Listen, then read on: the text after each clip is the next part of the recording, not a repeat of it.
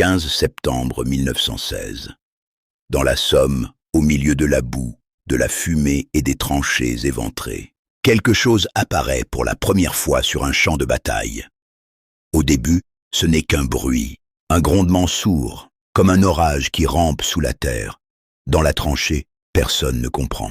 Certains pensent à une nouvelle artillerie, d'autres sentent seulement que quelque chose d'inconnu approche. Puis le sol se met à vibrer, lentement, lourdement, et à travers le brouillard, une forme surgit, une masse d'acier énorme, difforme, lente, mais impossible à arrêter. C'est un char britannique Mark Point, l'une des toutes premières machines blindées de l'histoire. Il avance sur les barbelés, franchit la boue, écrase les obstacles, comme si le champ de bataille lui appartenait. Un soldat lève son fusil. Il tire, une fois, deux fois. Les balles frappent le blindage. Et rien ne se passe. Les projectiles ricochent sans laisser de traces sur cet acier nouveau. Alors les hommes reculent.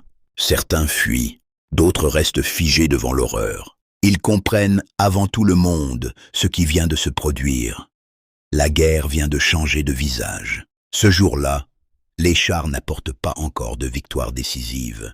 Leur mécanique est encore fragile, souvent décevante, tombant en panne au milieu du chaos.